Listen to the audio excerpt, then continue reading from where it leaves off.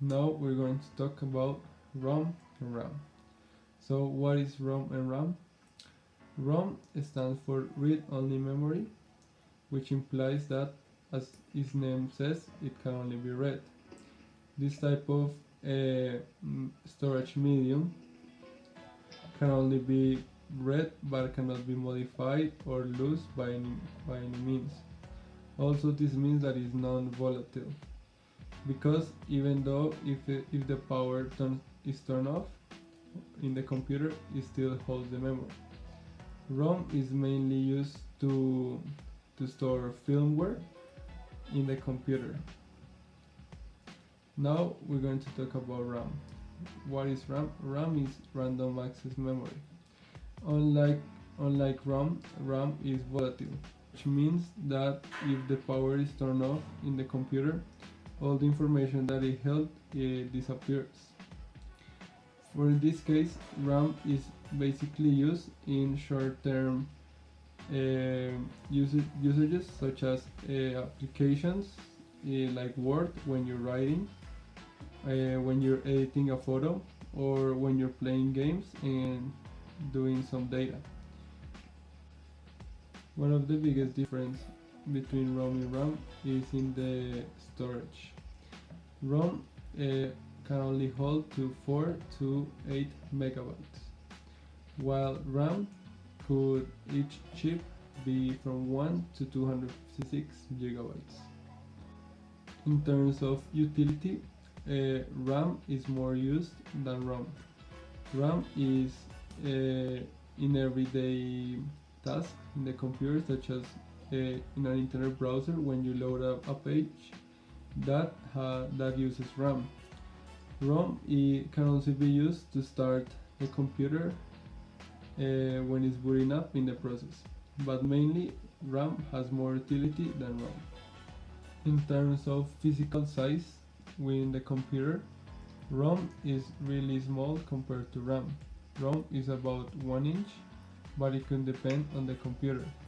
And RAM usually comes from 1.5 inches of length and 1 inch of width.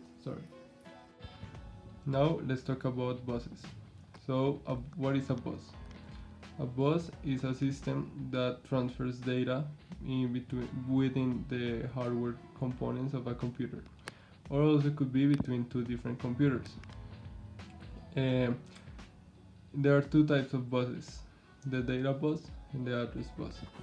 The data bus, its role is to carry the data, and the address bus has the role to carry the information of the address of which this data is going to be specifically located, or where it's going to be stored. Now, going more in detail, let's talk about the data bus. The data bus carries mainly all the data in the computer hardware. This data is received from the input or outputs, but also could be received by the CPU directly. This data is transferred between the CPU to the memory, but also could go to the memory, from the memory to the CPU. This means that it's bidirectional. Now the address bus, as its name suggests, is carrying the address of where the data is going to be specifically stored. The processor uses the address buses to write down where that data is going to be located inside the memory. Or also, the processor could read that address bus to know where that data is coming from, or where it's being stored. The memory has a lot of internal blocks, so it's really important to know which specific block or where specifically that data is going to be stored. Address buses are different from data buses because they are unidirectional. They can only go one way, so they can go from the processor to the input and output to know the address of the input and the output, and also from the processor to the memory to know where specifically that data is going to be stored. Memory management in an operating system is the process in which a computer controls the memory in order to make the run of programs optimal. It does this by dividing the memory in a lot of portions called blocks and assigning each block to the program running. So when a lot of programs are running, you could organize and make an optimal use of it. Also, as you know, there are a lot of types of memories in a computer, such as the RAM, some chips, SSIDs, and many more. These type of memories are selected by the memory management to be the most suitable for the program to run in. Besides this task, the memory management also is in charge of doing two things: allocating the memory and recycling it. So, for example, a program is running and it demands the memory management more memory. So the memory management allocates some blocks to that program so it can run well and gives it as much as it needs. Also, let's take for instance this program is closed or is not using any more memory or any more blocks. So the memory management takes these blocks and make them available for other program who may need it. This is recycling the blocks of the memory. So that is the main role of the memory management in the operating system. A computer uses mainly binary code to store data.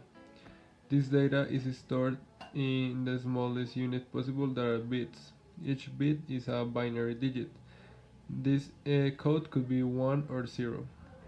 The software, the music, and other documents that are processed in the computer all are compressed in binary code.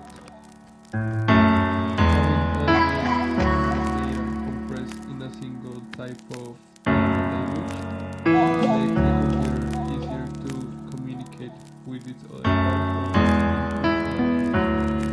who translate this binary code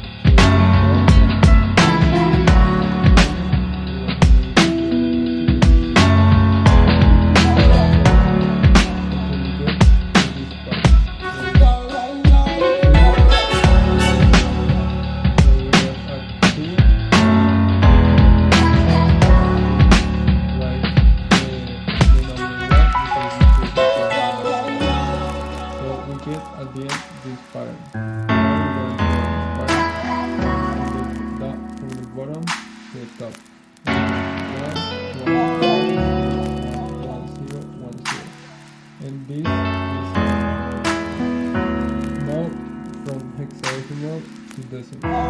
Hexadecimal works with 16 digits and decimal works with 10.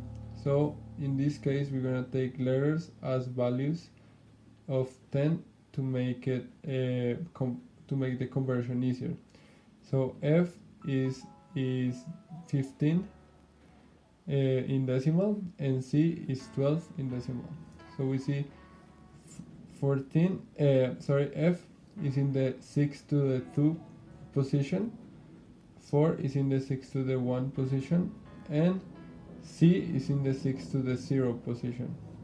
So now that we know F if it is 15, we write 15 times the position which is in, so it's 16 to the 2, plus 4 to times the position from its position, 16 to the 1, plus 12 times its position, and we get for the first value 3840 plus 64 and plus 12, and we conclude that F for C into decimal is 3916. Now comes one of the hardest conversions to do, binary to hexadecimal. So as previously did in the first point, we need to first take our binary expression and write it as decimal expression.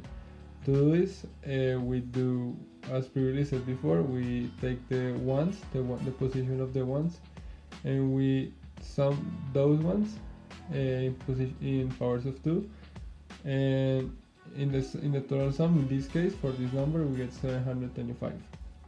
Now with this number we divide it by the closest 16 power that is less than 725. In this case will be 16 to the 2. 725 divided 16 to the 2, so is 256, is 2.83. We are going to take these decimals into account, only the 2. Now we get our first position for the 16 to the 2 power. Now we subtract 2 times 256, so we get our value times 256, and we just subtract that from that, and we get 213. For 213 we repeat the same process, and we divide by the closest power of 16 to the closest power of 16 that is less than 213, which is 16 to the 1. We divide it and we get 13.31, but we don't care about this. We only care about the 13. Now we do the same process as here, and we say 213 minus 13 times the power of 16, which is 16, and we get that is 5. From there our remainder is less than 15, so we're just gonna leave it there. Now we have our 3 positions. We get 2 in our 16 position, in the 16 to the 2 position, 13 in the 16 to the 1 position, and 5 in the 16 to the 0 position. So we get this expression, and we know that 13 is D in hexadecimal. So our final conversion is 2D5.